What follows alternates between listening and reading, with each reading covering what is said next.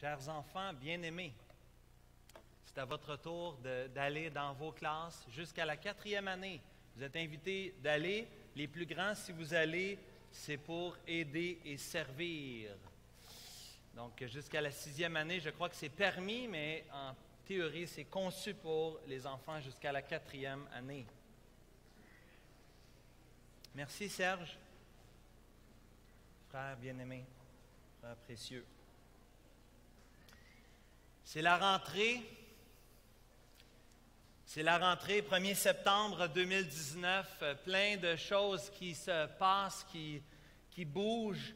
Et initialement, on aurait voulu reprendre dans l'Évangile selon Luc, mais on a plutôt choisi de changer un peu de direction. En fait, on va reprendre Luc dans quelques semaines, dans 2 semaines.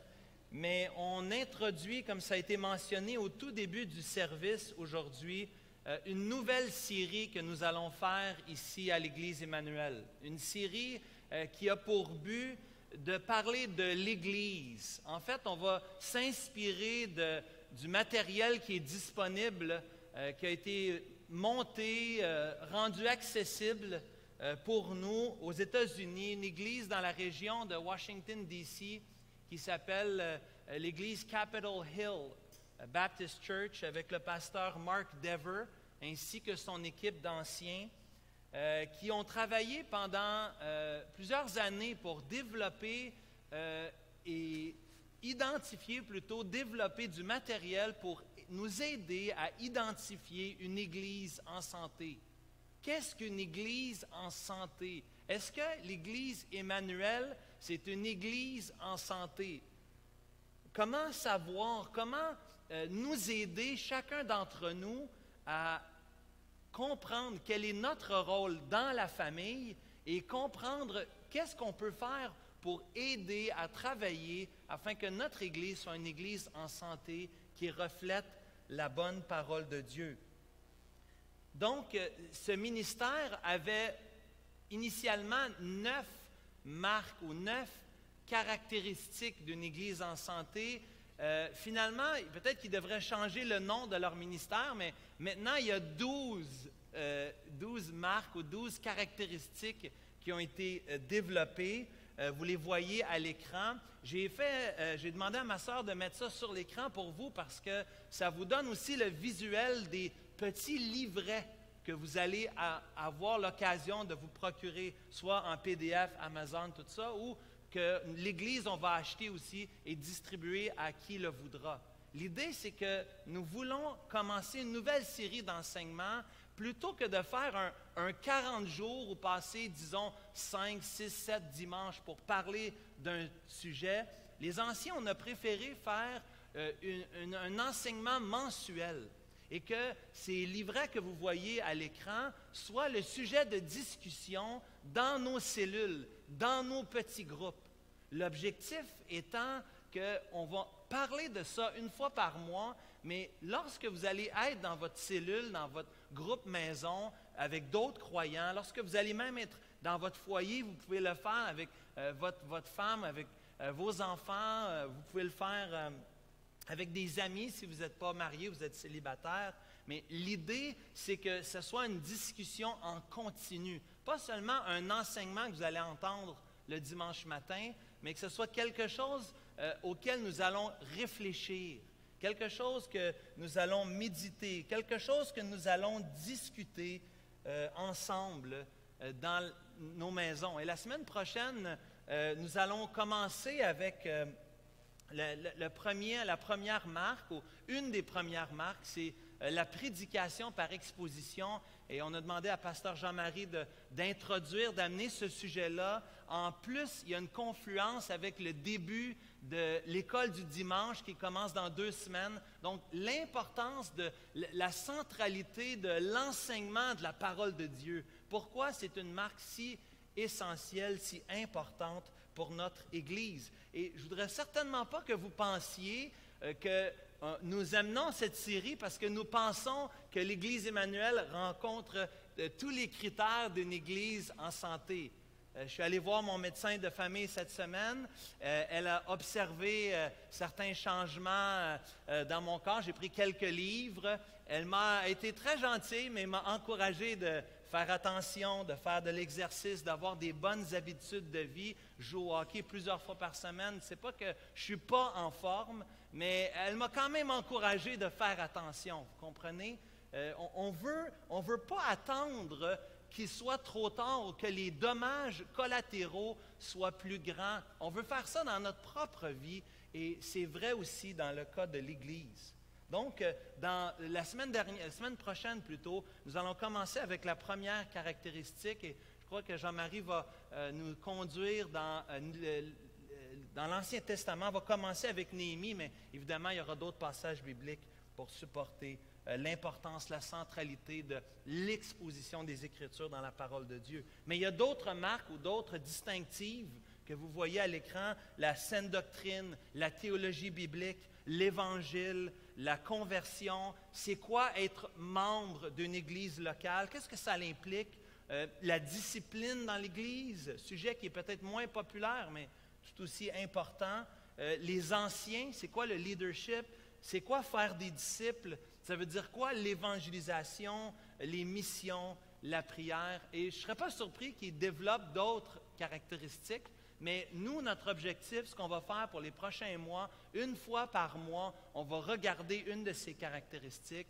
J'ai demandé à Dan, Benoît, on va être plusieurs à participer dans l'enseignement aussi, afin de vous communiquer ces vérités dans notre Église.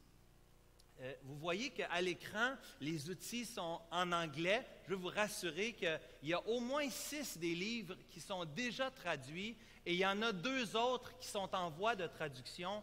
Nos amis de Publications chrétiennes, dont François et Jean-Marie, sont sur le comité, le conseil. Nos amis de Publications chrétiennes sont en train de travailler pour rendre ça disponible. Donc, inquiétez-vous pas, il va y avoir beaucoup d'outils disponibles en français. J'ai mis ça parce qu'on ne les a pas tous en français pour l'instant, mais vous comprendrez qu'on veut rendre ça accessible dans la langue de Molière.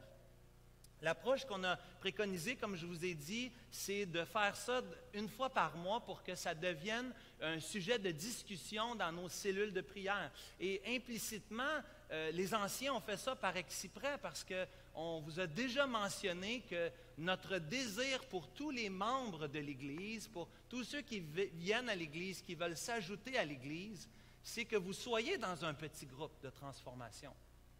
C'est que vous vous joignez dans une cellule de croissance, une cellule de prière. Pas que nos cellules sont parfaites. Peut-être que vous allez trouver des choses que vous appréciez moins dans un petit groupe, mais il y a un désir, il y a une intention, et c'est volontaire de notre part de vous encourager, de vous joindre dans une cellule et de discuter de cela. Ceux qui vont être dans une cellule vont apprécier davantage, vont grandir davantage dans la série d'enseignements que nous allons faire sur les 9 caractéristiques d'une Église locale. Donc, cette invitation est vôtre. Vous pouvez vous joindre dans une cellule. Alors, ce n'est pas que les cellules sont fermées, bien au contraire.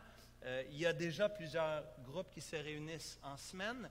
On va vous communiquer ça dans les prochaines semaines, mais on veut vous inviter de joindre un groupe et vous allez de beaucoup apprécier, grandir si vous êtes dans un petit groupe de transformation, dans une cellule de croissance où on discute et on réfléchit et on se pose des questions sur quelles sont les implications dans notre vie individuelle, mais aussi dans notre vie en tant qu'assemblée. Ceci étant dit, c'est moi qui s'est joyeusement porté volontaire pour initier, pour commencer cette nouvelle série de prédications. Et aujourd'hui, je voudrais en quelque sorte mettre la table en parlant de l'Église elle-même. Avant de regarder des caractéristiques de l'Église en santé, j'aimerais parler plutôt de l'Église dans son sens plus large. J'aimerais regarder avec vous et qu'on puisse se poser la question, qu'est-ce que l'Église? C'est quoi l'Église du Seigneur Jésus? Et notre habitude, c'est de partir d'un texte biblique et d'enseigner un texte biblique. Aujourd'hui, j'ai changé un petit peu la méthodologie. Nous allons faire plutôt un survol des textes bibliques dans le Nouveau Testament ou de certains textes. Il y en a tellement. Je commençais à mettre ça sur le PowerPoint, mais c'est fou comment on aurait pu avoir 50, 100 diapositives avec toutes sortes de versets bibliques qui soutiennent la discussion, la réflexion concernant l'Église locale. Et donc, avant de parler de ce que l'Église est, j'aimerais parler de ce que l'Église n'est pas. Et la première chose que je voudrais dire, c'est que l'Église n'est pas un bâtiment. L'Église n'est pas un bâtiment, et surtout que si vous étudiez le Nouveau Testament dans son ensemble, il n'y a pas d'évidence que l'Église se réunissait dans un bâtiment un peu comme le nôtre aujourd'hui. En fait, probablement que dans le Nouveau Testament, c'était des plus petites églises. Il y a plusieurs salutations dans les lettres pauliniennes, entre autres ici à la fin de 1 Corinthiens au chapitre 16. Il est dit que les églises d'Asie vous saluent, Aquilas et Priscille, qui étaient des compagnons d'œuvre de l'apôtre Paul, avec l'Église qui est dans leur maison. Et les frères vous saluent beaucoup dans le Seigneur. Ça, c'est un exemple, j'ai trouvé dans Colossiens, par exemple, au chapitre 4, saluer les frères qui sont à Laodicée et Nymphas et l'Église qui est dans sa maison. Il y a l'évidence du Nouveau Testament, il y a plein d'exemples qui nous montrent que les croyants, les premiers croyants, se réunissaient dans des maisons. Est-ce que c'était des petits appartements comme on pourrait avoir? Est-ce que c'était des plus grandes maisons? Plusieurs vont spéculer puis vont dire peut-être que c'était des gens qui avaient réussi économiquement. Il y avait des gens que leur métier leur permettait d'avoir une plus grande maison. Mais même à ça, on parle probablement d'églises avec des dizaines de personnes plutôt que des églises avec des centaines de personnes, si vous voulez. C'est intéressant ici de dire que l'Église n'est pas un bâtiment parce que, en général, dans notre vocabulaire, soyez honnête avec moi, lorsqu'on dit on se rejoint à l'Église, vous avez entendu ce matin, si vous allez sur Google, vous faites Église baptiste évangélique Emmanuel, ils vont vous donner une adresse, 4902 boulevard Saint-Charles à Pierrefonds, H9H3E3. C'est une adresse, c'est un bâtiment. C'est ce qu'on dit, c'est la manière qu'on parle, mais ce n'est pas exact, ça ne reflète pas la vérité. Et si François Picard était ici avec nous aujourd'hui, il est aux États-Unis en députation, mais s'il était avec nous aujourd'hui, il nous parlerait d'une église sœur de notre association qui s'appelle l'Église baptiste évangélique de la Haute-Yamaska, qui se réunit à Granby, qui, eux, ont choisi d'appeler le bâtiment de l'Église, ils ont choisi de l'appeler le flambeau, pour faire la distinction, pour que l'Église, c'est vraiment les gens, et que le bâtiment soit appelé un nom différent. Ce n'est pas pour faire un jeu de mots, mais malheureusement, le flambeau a flambé au mois de mai dernier. Il y a eu un feu à l'Église, en arrière, où la technique avec le filage électrique. Et cette Église continue de se réunir, mais ils ne se réunissent plus au flambeau, ils se réunissent dans une autre Église dans la région de Granby. Et l'Église est en reconstruction, vous pouvez voir des nouvelles si vous voulez sur l'Internet. Mais c'est très intéressant que cette Église, même si le bâtiment a partiellement brûlé, l'Église continue de se rencontrer. Ça prouve encore que l'Église, ce n'est pas un bâtiment. L'Église Emmanuel, ce n'est pas les 4 murs qui nous entourent aujourd'hui. La deuxième chose qu'on voit, une deuxième caractéristique, l'Église, c'est pas un sanctuaire. J'entends ça souvent et je comprends l'idée. Les gens prennent de l'Ancien Testament et disent, quand on traverse les 3 portes, les portes doubles et la porte simple en arrière, lorsqu'on rentre ici dans la salle, plusieurs vont dire, attention, on est dans le sanctuaire. Il y en a qui croient même qu'on ne devrait pas avoir de café, qu'on devrait faire attention parce que c'est le lieu où on adore le Seigneur. Mais la parole de Dieu, j'ai fait une recherche du mot sanctuaire dans le Nouveau Testament. Le seul endroit que tu trouves ce mot-là, c'est dans la lettre aux Hébreux.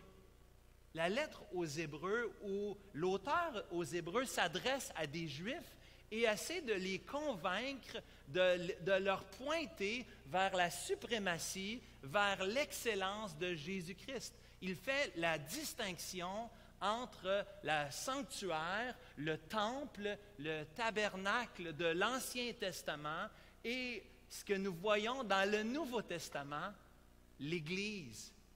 L'Église qui est là et qui a pris la place.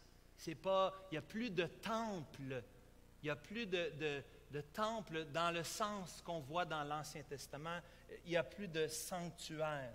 Et donc, aujourd'hui, lorsque tu es entré dans une salle, la salle de l'Église Emmanuel, mais ce n'est pas un sanctuaire proprement dit. Il n'y a aucune évidence pour ça dans le Nouveau Testament. La troisième chose que je voudrais dire, c'est que l'Église, ce n'est pas des statistiques. Ce n'est pas des statistiques parce que quand on parle de l'Église, moi, hier, j'étais à des funérailles d'un collègue, son beau-frère est décédé. On m'a demandé de dire quelque chose au salon funéraire. J'étais très honoré, mais la plupart des gens, lorsqu'ils me posent des questions par rapport à ce que je fais dans la vie, souvent la première question, c'est « Qu'est-ce que tu fais? » Je suis pasteur. Puis, pasteur, okay, des fois, ils ne comprennent pas, mais ensuite, il y a combien de gens dans ton assemblée? La plupart des gens nous identifient par la grandeur ou le nombre de personnes qui se réunissent le dimanche matin. Et encore là, la parole de Dieu ne parle pas comme cela. Oui, il y a les 500 témoins du Seigneur Jésus-Christ, témoins de sa résurrection. Oui, il y a les 120 qui étaient réunis dans la chambre haute. Oui, Jésus a envoyé les 70, 2 par 2, pour aller évangéliser. Oui, il y avait les 12, les disciples, les apôtres. Oui, il y avait les 3, Pierre, Jean, Jacques. Oui, il y a des chiffres. Mais lorsqu'on parle de l'Église, il n'y a pas de nombre. La Bible ne parle pas comme cela. Nous, on est nord-américains. En plus, les ingénieurs, hein, c'est plus fort que nous. Hein, les statistiques, on compte plein d'affaires. Mais la parole de Dieu ne parle pas comme ça. Et c'est un peu dangereux. Ça peut être pervers même pour nous de parler de l'Église en fonction de statistiques. C'est certain, je suis la première personne ici qui vous dirait que je voudrais que l'Église grandisse. Je suis la première personne. Je voudrais qu'elle grandisse, mais je voudrais qualifier cela. Je voudrais qu'elle grandisse par des conversions. Je voudrais voir des gens dans l'ouest de l'île de Montréal, dans les régions autour de l'ouest de l'île, venir à rencontrer le Seigneur Jésus comme Sauveur et Seigneur. Et je voudrais que l'Église grandisse par des conversions, des gens qui professent le nom du Seigneur Jésus. Qui a professé le nom du Seigneur Jésus dans la dernière année? Est-ce qu'il y a quelqu'un, vous pouvez lever la main? Est-ce qu'il y a une personne qui a professé le nom du Seigneur Jésus? Et vous avez connu quelqu'un, vous avez amené quelqu'un au Seigneur? Vous avez pu parler du Seigneur? Imaginez, peu de gens, l'Église grandit et ceux qui sont très contents de parler de leur Église qui grandit, malheureusement, ce qu'on voit la plupart du temps, c'est que l'Église grandit par du transfert de croyants. Ce que mon oncle Terry appelle le recyclage des saints. Hein?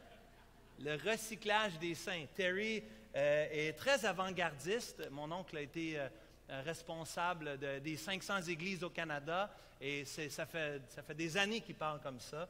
Mais il dit, et c'est toute une réflexion pour nous.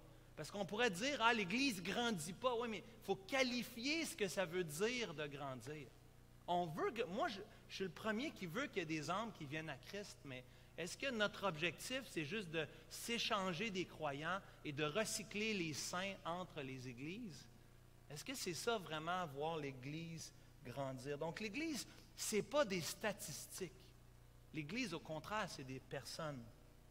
C'est des gens, c'est des frères, c'est des sœurs bien-aimées. Et la question pour nous, c'est quoi l'Église du Nouveau Testament? Comment le Nouveau Testament va décrire l'Église? Comment on peut avoir une idée claire. Et il y a une partie de moi qui aurait voulu aujourd'hui passer au travers d'un Corinthien, puis de voir comment l'apôtre Paul va reprendre une église qui commence à virer, que ça va très mal. Et l'apôtre Paul va leur rappeler c'est quoi les bases, les principes fondamentaux de l'Église, fondés sur l'amour, fondés sur l'unité, fondés sur la saine doctrine. L'Église dans le Nouveau Testament, c'est un rassemblement du peuple de Dieu. L'Église, c'est le rassemblement de croyants, de personnes qui sont appelées par Dieu hors du monde, pour être son peuple, pour être une lumière pour les nations, pour connaître Dieu ensemble, afin de mieux le faire connaître au monde autour de nous. Et dans le Nouveau Testament, il y a plusieurs images qui sont utilisées pour décrire l'Église. Et ce que je propose de faire dans les quelques minutes qui nous restent, c'est de voir les quelques images dans le Nouveau Testament concernant l'Église locale. L'Église n'est pas un bâtiment, mais là vous allez dire, l'Église est un édifice. L'Église est un édifice spirituel. Serge, tout à l'heure, a lu dans 1 Corinthiens chapitre 3, ça a été son appel à l'adoration, 1 Corinthiens 3, versets 16 et 17, mais juste avant, dans les versets 9 à 11, voici ce que dit l'Écriture, « Vous êtes le champ de Dieu, l'édifice de Dieu. Selon la grâce de Dieu qui m'a été donnée, j'ai posé le fondement comme un sage architecte, un autre bâti dessus, mais que chacun prenne garde à la manière dont il bâtit dessus, car personne ne peut poser un autre fondement que celui qui a été posé, savoir Jésus-Christ. » L'Église, c'est un édifice spirituel dont le Seigneur Jésus est la fondation et le fondement. Jésus a dit lui-même, dans Matthieu chapitre 16, verset 18, la première personne à parler de l'Église dans le Nouveau Testament, c'est Jésus lui-même. Et il dit, « Je bâtirai mon Église. » Le mot « bâtir » prend cette même idée, cette même image, cette même analogie. L'Église est un bâtiment. L'Église est un bâtiment spirituel, un édifice spirituel. En lui, nous dit Éphésiens chapitre 2, tout l'édifice bien coordonné s'élève pour être un temple saint dans le Seigneur. En lui, vous avez été édifiés pour être une habitation de Dieu en esprit. Éphésiens 2, versets 21 à 22. Pierre reprend le même vocabulaire. Pierre dit, « Approchez-vous de lui, pierre vivante, rejetée par les hommes, mais choisie et précieuse devant Dieu. Et vous-même, comme des pierres vivantes, édifiez-vous pour former une maison spirituelle, un sacerdoce afin d'offrir des victimes spirituelles agréables à Dieu par Jésus-Christ. Car il est dit dans l'Écriture, « Voici, je mets en Sion une pierre angulaire, choisie, précieuse, et celui qui croit en elle ne sera point confus. » 1 Pierre chapitre 2, verset 5. La parole de Dieu dit que l'Église est un édifice spirituel dont Jésus est la pierre principale, la pierre angulaire, la pierre qui donne le ton pour tout le reste. Jésus est vraiment la fondation de notre Église. Et ça, c'est tellement important. C'est tellement important parce que l'Église, ce n'est pas comme une organisation humaine, mondaine. Oui, pour l'instant, en tout cas, on peut encore émettre des reçus pour impôts parce que le gouvernement nous considère comme un organisme sans but lucratif. Mais on est enregistré, oui, mais on est plus que ça. On est plus qu'un OSBL. L'Église Emmanuel, on fait partie de l'Église du Seigneur Jésus, d'autres églises locales, comme l'Église de Vaudreuil, par exemple, notre Église sœur, notre Église fille bien-aimée. Plusieurs églises font partie de notre famille d'églises, Nous faisons partie d'une famille d'église canadienne. Il y a d'autres gens qui sont au Seigneur, qui ne sont pas des baptistes, qui croient dans le même Seigneur, le même Sauveur que nous, qui ont pour fondement la pierre angulaire, le Seigneur Jésus. Nous sommes une organisation, un édifice spirituel. C'est un organisme divin. Ça ne vient pas de nous, ça ne vient pas de moi. Je ne suis pas le CEO, comme diraient certains, ou le président. Je suis loin de ça. Jésus a dit que le plus grand parmi vous soit le serviteur. Le Seigneur Jésus lui-même, lorsqu'il était avec les 12, lorsqu'il était le temps de partir, quel est un des derniers gestes qu'il a fait avant de prendre le repas? Il a lavé les pieds de ses disciples.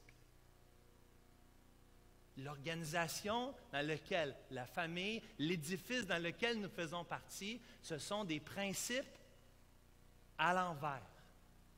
L'Église ne ressemble pas à aucune organisation que nous voyons dans le monde.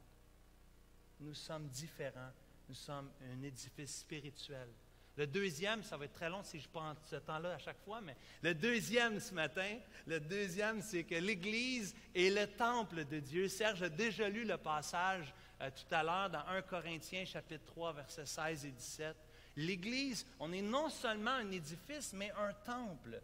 Un temple. Ne savez-vous pas que vous êtes le temple de Dieu et que l'Esprit de Dieu habite en vous? Individuellement, oui, mais aussi l'assemblage des frères et des sœurs. Si quelqu'un détruit le temple de Dieu, Dieu le détruira, car le temple de Dieu est saint et c'est ce que vous êtes. En tant qu'individu, en tant que maillon dans la chaîne, mais aussi en tant qu'assemblage, la chaîne au complet. Nous sommes le temple de Dieu. Nous sommes aussi, nous dit la parole de Dieu, le corps de Christ. Vous êtes le corps de Christ et vous êtes ses membres, chacun pour sa part. 1 Corinthiens chapitre 12 au verset 27. Romains 12, versets 4 et 5. Rappelez-vous la série de prédications, membres les uns des autres, qu'on avait fait il y a quelques années. Romains 12, versets 4 et 5. Car comme nous avons plusieurs membres dans un seul corps, et que tous les membres n'ont pas la même fonction, ainsi, nous qui sommes plusieurs, nous formons un seul corps en Christ. Et nous sommes tous membres les uns des autres. Prenez le temps de méditer là-dessus. Membre d'un seul corps. Quand tu te fais mal au poignet, quand un membre souffre, tous les autres souffrent avec lui. Le reste du corps va compenser. On va tout faire. On va prendre nos jambes pour aller chez le médecin parce qu'on a un problème, ça fait mal. Je me suis fait mal au poignet ou cassé ou peu importe. C'est intéressant que dans cette même image, l'image du corps, Colossiens 1, verset 18 nous dit « Il est la tête du corps de l'Église, Jésus. Il est le commencement, le premier-né d'entre les morts, afin d'être en tout le premier. » Il est la tête du corps. De la même façon que quand on parlait de l'édifice, on dit que c'est le Seigneur Jésus qui bâtit, c'est le Seigneur Jésus qui est la pierre angulaire.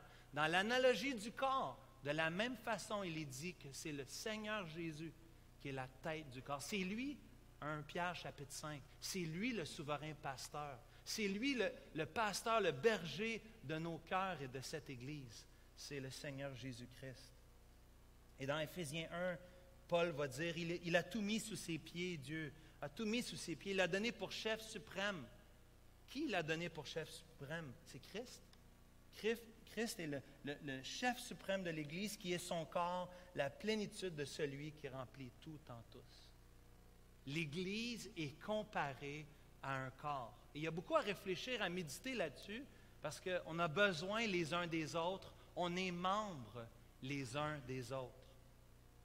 Ensuite, quatrièmement, l'Église est la colonne et l'appui de la vérité. C'est ce que Paul dit à Timothée dans 1 Timothée chapitre 3, versets 14 et 15. « Je t'écris ces choses avec l'espérance d'aller bientôt vers toi, mais afin que tu saches, si je tarde, comment il faut conduire dans la maison de Dieu qui est l'Église du Dieu vivant, la colonne et l'appui de la vérité. Cette idée ici d'une colonne solide, bien ancrée, avec une bonne fondation, cette idée de la fondation du bâtiment revient. On veut une Église qui n'est pas emportée à tout vent de doctrine, nous dit Éphésiens chapitre 4. Mais on veut une Église qui est solidement enracinée dans la parole de Dieu. Et j'ai hâte d'entendre ce que le Seigneur va mettre sur le cœur de mon frère la semaine prochaine là-dessus. L'Église, c'est une famille. Une famille. Dans Éphésiens 2, verset 19, il est dit « Ainsi donc, vous n'êtes plus des étrangers, ni des gens du dehors, mais vous êtes concitoyens des saints, gens de la maison de Dieu. » Dans une maison, on trouve une famille. On vit sous le même toit, on vit ensemble. On est là pour s'entraider, pour s'encourager. Paul va dire aux Galates, « Ainsi donc, pendant que nous avons l'occasion, pratiquons le bien envers tous, surtout envers les frères de la foi. » Des frères et des sœurs. C'est correct, puis c'est vrai de dire que c'est mon frère, c'est ma sœur. Vous connaissez mon ami Réal Primard, qui aime dire à toutes sortes de personnes que je suis son frère. Et je suis allé au garage l'autre jour, j'ai acheté une de ses voitures. Je vais au garage et il dit au garagiste, « Mon frère va venir te voir. » Et quand il m'a vu, et il connaissant Réal, il a dit, « Frère du même père, de la même mère. » Hein? Le garagiste était un peu confus pour quelques instants. Oui, j'ai dit, c'est mon frère bien-aimé dans le Seigneur. C'est comme on a des frères de sang. On a le même Père. Hein? Dieu est Père céleste. Mais c'est vrai que physiquement, on se ressemble un petit peu moins peut-être. C'est possible. Hein?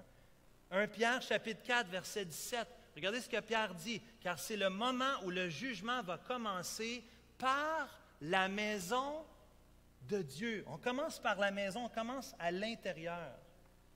Lorsque le Seigneur Jésus enseigne, la deuxième fois qu'il mentionne l'Église, la deuxième fois que le Seigneur Jésus mentionne l'Église dans l'Évangile selon Matthieu, dans Matthieu chapitre 18, c'est dans le contexte de la discipline. Et il dit, tu le dis un à un, tu amènes une personne, après ça tu amènes d'autres. Et ensuite tu le dis à l'Église. Ça a vraiment l'idée de le dire à la famille, au corps de Christ. Et finalement, la dernière, parce que il y en a plein d'autres, mais j'ai tronqué, vous comprenez, il y en a trop.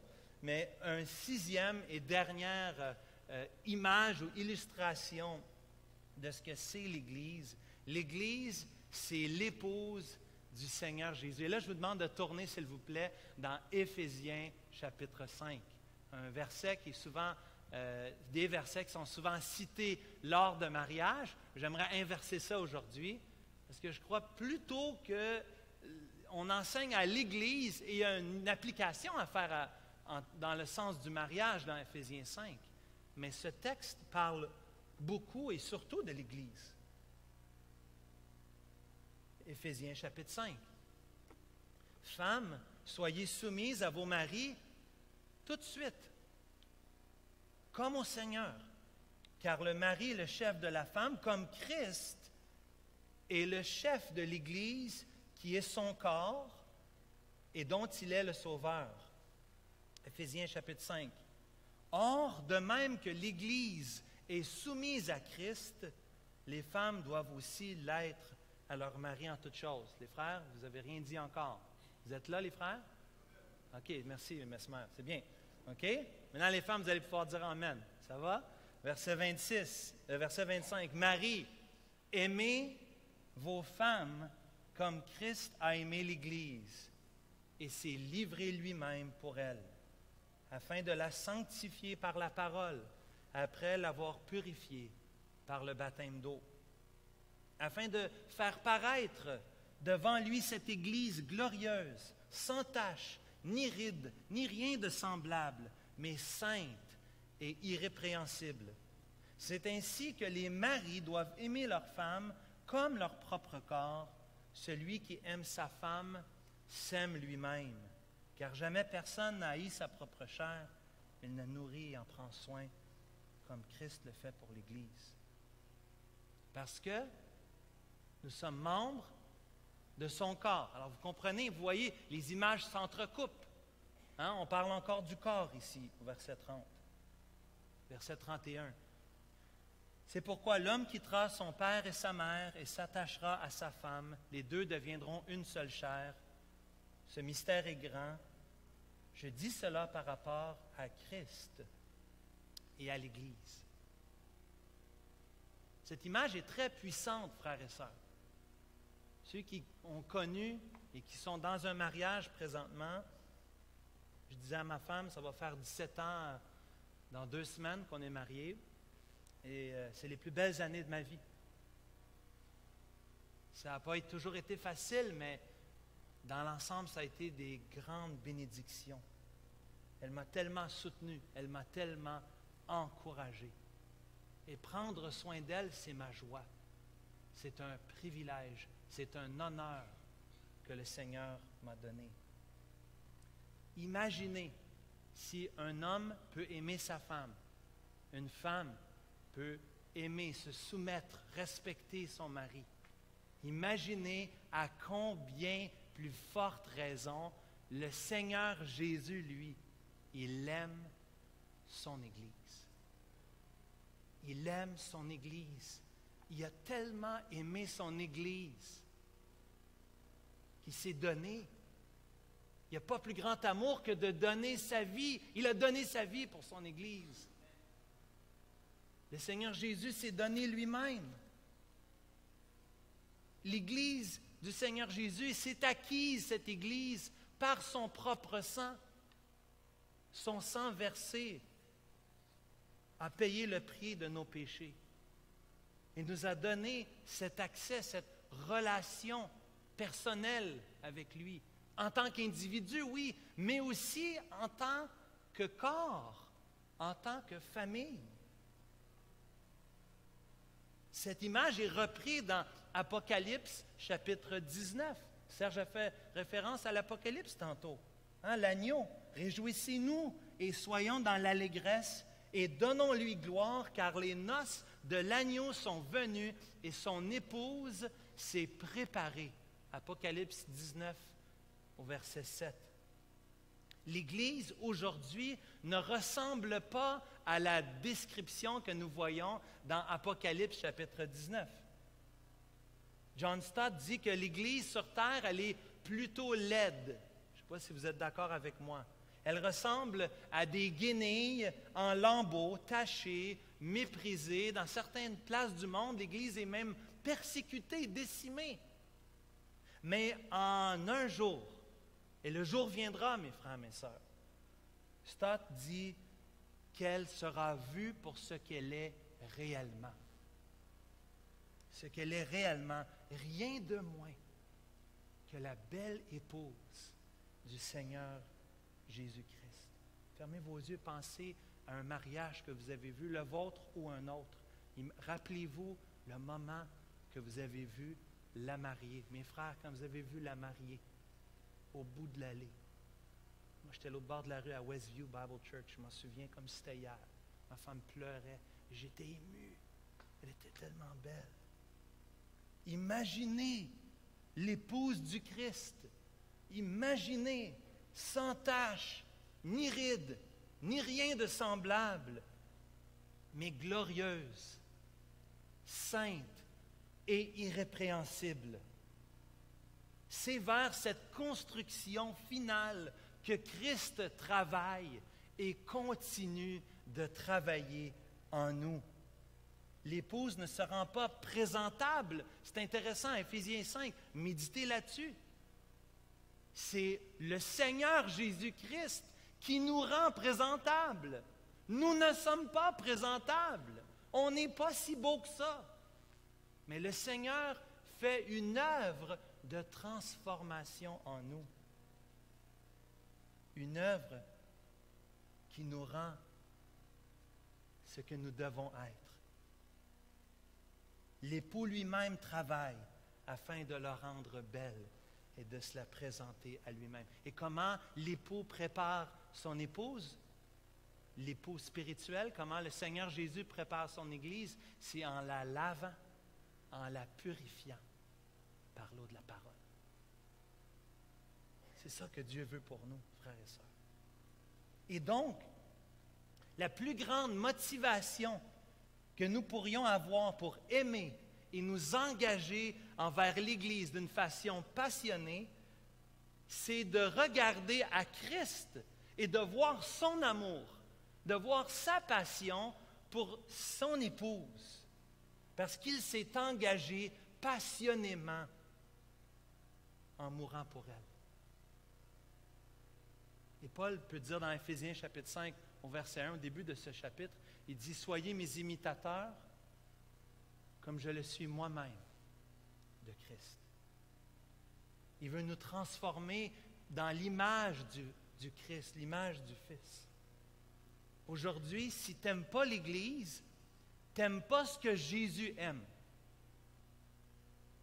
Si tu n'aimes pas l'Église, tu n'aimes pas ce que Jésus aime. Quand quelqu'un me dit « Mais moi, aller à l'Église, tu sais, il y a des hypocrites. » Je dis « Tu as raison, il y a plein d'hypocrites, j'en suis un. » Je dis plein d'affaires, puis ils sont là, mon fils est là, mes parents sont là maintenant. Je peux vous dire toutes les choses que je ne fais pas. L'Église, c'est plein d'hypocrites, c'est plein de pécheurs. Mais ce n'est pas une raison. Pourquoi je viens à l'Église? Pourquoi je veux être avec l'Église? Pourquoi j'aime l'Église? Parce que le Seigneur me dit d'aimer l'Église. Pas parce que l'Église est belle, parce que lui, il aime l'Église. Et à cause qu'il aime l'Église, j'aime l'Église. À cause qu'il s'est donné pour elle, je veux me donner pour elle. Le raisonnement est simple, n'est-ce pas? On reflète le caractère, le leadership de notre maître. On reflète, on suit le pas. C'est lui notre capitaine. C'est lui la pierre angulaire. C'est lui la fondation. C'est lui le chef. Moi, je suis mon chef. Mon chef aime l'Église. Ah, tu travailles trop. Comment je pourrais travailler trop? Comment je pourrais trop en faire? C'est son Église. Quelle bénédiction. Je ne suis pas en train d'encourager le burn-out. C'est pas ça que je dis. Okay? Je le vois, je vois des femmes qui se parlent, des maris qui se parlent. C'est pas ça que je dis. Je vais juste dire qu'il me semble que la motivation dans mon cœur, la joie dans mon cœur pour l'Église, dans notre cœur, suit l'image de la joie du Seigneur Jésus, celle qu'il a eue pour nous. Boyce dit que l'œuvre de Christ est la fondation pour l'Église. L'œuvre de Christ continue dans l'Église. Il est mort, il est ressuscité, son œuvre continue en nous, parce que nous sommes son reflet. L'Église est le centre du plan divin. C'est le désir de Dieu pour nous. Et quelqu'un qui ne veut pas être connecté dans l'Église, quelqu'un qui veut être indépendant ou centré sur lui ou critique, c'est ce qu'on voit beaucoup aujourd'hui, les gens sont critiqueux de l'Église. Ils se privent de grandes joies et de grandes bénédictions. De voir le Seigneur œuvrer dans son Église. La belle Église merveilleuse du Seigneur Jésus. L'Église qui s'est acquise par son propre sang. Cette Église bien-aimée. C'est l'Église qu'il veut transformer. L'Église Emmanuel, qui se réunit au 4902 Saint-Charles. Et l'Église, c'est nous, frères et sœurs. L'Église, c'est nous. Et c'est pour ça il y a des implications à un enseignement comme celui-là. Il y a des implications, de grandes implications pour nous. L'Église du Seigneur Jésus, je dois re-questionner mon amour pour le Seigneur Jésus. Dieu t'invite aujourd'hui en regardant, en contemplant la croix où il s'est donné lui-même pour son Église. Est-ce que je suis prêt à payer ce prix pour l'Église du Seigneur Jésus, celle qu'il a tellement aimée? Pourquoi je viens ici le dimanche matin? Je ne viens pas ici, premièrement, pour recevoir.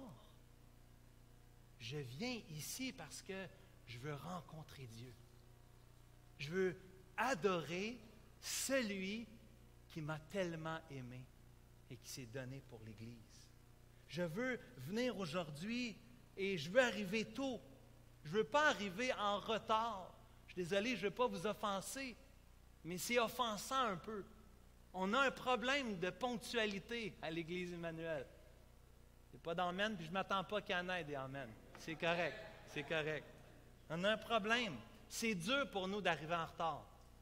Non, hein? C'est dur pour nous d'arriver à l'heure.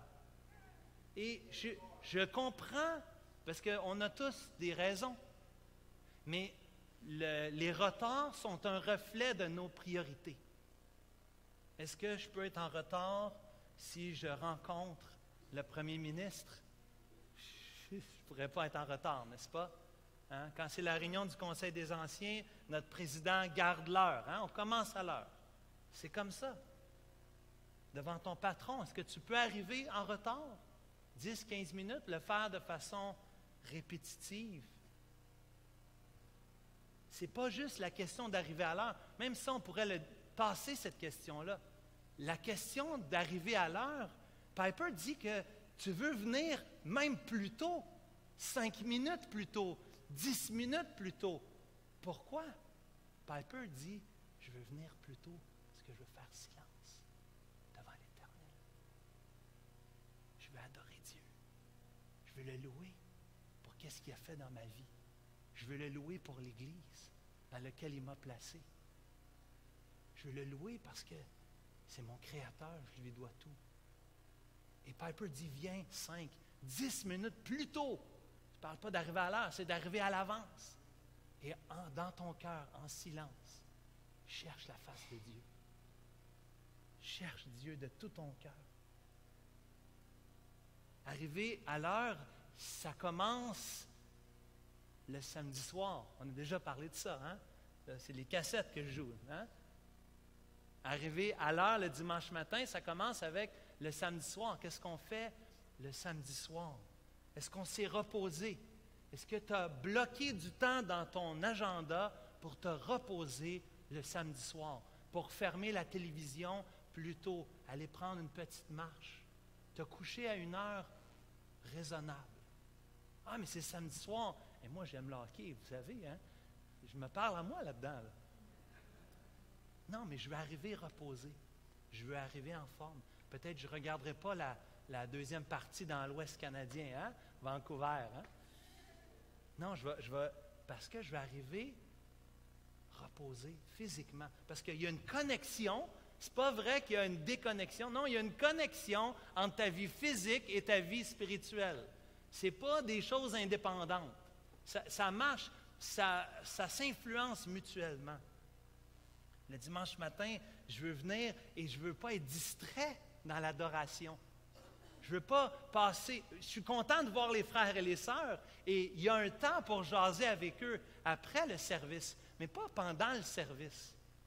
Combien de personnes sont dans l'entrée puis ils ont du bon temps? Puis moi-même, vous me connaissez, j'aime ça jaser, mais il y a un temps pour chaque chose.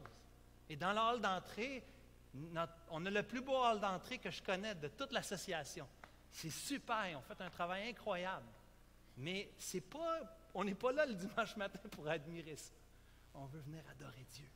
On veut rencontrer, puis rentrer ici, puis chercher Dieu, puis vouloir l'écouter. Et donc, je veux enlever les distractions. Il y a un temps pour chaque chose.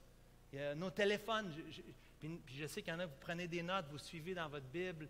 Et vous êtes sur il n'y a pas de problème d'avoir un écran, mais on ne veut pas être distrait. Comme parents, on est responsable. Mes frères, les pères de famille, mères de famille, on est responsable pour nos enfants. Fait on comprend que c'est des enfants, mais en même temps, on est responsable d'aider tous à chercher Dieu, à se concentrer et à prier, à chercher Dieu. Pourquoi on ne veut pas quitter rapidement après le service? Parce qu'on veut mettre en pratique tout ce qu'on vient d'entendre. Si on est membres les uns des autres, si on est tous dans l'édifice du Seigneur, ça m'intéresse, puis j'ai à cœur les autres briques puis les autres pierres vivantes à côté de moi. J'ai à cœur de voir comment vont les autres membres du corps. Je veux prendre du temps avec les autres. Donc, si vous utilisez le crock-pot, mettez-le pour que ça soit prêt à 1 heure, pas à 12h20. Vous restez un peu plus longtemps. pour vous enquérir les uns des autres. Il y en a, le dimanche matin, on dirait que c'est une course. Quand ça finit à midi, il est midi déjà. Hein? On dirait qu'il faut partir le plus vite possible. Cher ami, mon frère, ma soeur, c'est pas qu'on veut que tu restes jusqu'à 2 heures, mais tu es bienvenu. Et c'est un bon temps de s'enquérir. Comment je peux prier pour toi cette semaine? Comment je peux encourager quelqu'un? Manque pas. Piper dit, viens plus tôt, cherche la face de Dieu. Mais il dit après le service, ce même John Piper, il dit, reste plus longtemps après et jase, encourage quelqu'un. Cherche quelqu'un que tu ne connais pas. Hein? Benoît, Max serait heureux de vous avoir dans l'équipe du filet qui veut identifier des nouveaux visiteurs et leur parler de l'amour de Dieu pour nous. Finalement, et dernièrement, une autre implication pour nous serait peut-être de prendre des notes. J'aurais peut-être dû dire ça au début du message, mais bon, hein? Peut-être prendre des notes ou au moins faire un effort pour retenir davantage. Si vous prenez des notes, c'est prouvé. Vous prenez des notes, vous prenez une feuille de papier, vous écrivez des notes pendant n'importe quoi, et qu'à la fin, vous déchirez la feuille. Vous ne la regardez plus, ça ne dérange pas. Juste le fait de l'avoir écrit avec votre main, il y a une connexion dans votre cerveau. Le pourcentage de rétention vient d'augmenter, je crois, de 30 %. Tu ne regardes plus jamais la feuille, elle est dans les poubelles. Mais juste le fait de l'avoir écrit, il y a quelque chose qui se passe. Et ça peut être en discuter. Peut-être que tu n'aimes pas trop prendre des notes, mais après le service, sur l'heure du dîner, avec ta femme dans la voiture, parle pas de la cravate du pasteur. Parle de la parole de Dieu. Parle de ce que Dieu t'a montré. Parle de ce que tu vois que tu dois changer dans ta vie. Demande pardon. Dis à ta femme, pardonne-moi. Dieu m'a convaincu de quelque chose aujourd'hui. Je vois qu'il y a cette tendance dans ma vie. Prends l'occasion. Passe pas à côté de l'occasion. Le fait d'en parler avec quelqu'un va augmenter aussi ta rétention et ton application des principes que tu as attendus le matin.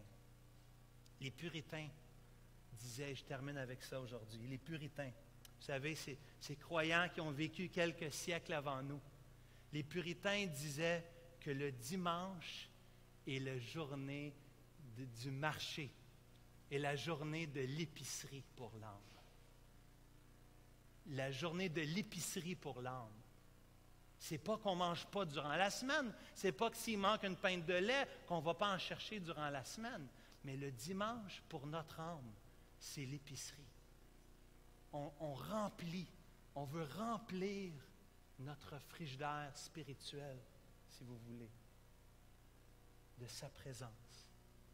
Ayant dans nos cœurs un désir renouvelé de le servir toute la semaine. Tu es venu ce matin te ressourcer. Et lorsque tu quittes ce lieu, c'est le tremplin pour ta semaine. Continue de louer le Seigneur. Continue d'adorer le Seigneur. Et mes frères, mes sœurs, continuons de nous auto-examiner. Ma prière, c'est qu'un message comme celui-là va vous donner le désir de méditer davantage sur l'Église et sur les implications pour nos propres vies. Seigneur Jésus, nous voulons terminer avec la louange ce matin. Nous invitons, on invite l'équipe de louange de terminer avec le dernier cantique. Seigneur, on te remercie parce que l'Église, c'est ton idée, ce n'est pas notre idée, Seigneur. C'est tellement une bénédiction pour nous de considérer que depuis toute éternité, tu avais choisi, avant la fondation du monde, de t'offrir toi-même en sacrifice, de te donner, de mourir physiquement, de mourir à toi-même, Seigneur Jésus, afin de nous donner la vie, afin de t'acquérir cette Église, l'Église qui est ton corps. Père, nous te remercions pour cette épouse. Nous voulons être cette épouse qui t'honore, te glorifie. Nous voulons parler, Seigneur, dans les prochains mois de comment être une Église en santé qui t'honore et te glorifie. Daigne nous parler à chacun d'entre nous. Seigneur, je ne peux pas m'empêcher de penser à ceux qui sont ici aujourd'hui, ceux qui, pour eux, c'est nouveau, entendre parler de l'Église. Peut-être qu'ils ne te connaissent pas comme Seigneur et Sauveur. Tu n'es pas le chef de leur vie. Tu n'es pas le maître de leur cœur. Je te prie, Seigneur, qu'ils puissent aujourd'hui se tourner vers toi, Jésus. Tu dis, mon joug est doux et léger, car tu es humble de cœur. Tu reçois, tu accueilles quiconque qui place sa confiance en toi. Dingue bénir ton Église, nous voulons te chanter en réponse à ta parole, Seigneur Jésus. Amen. Amen.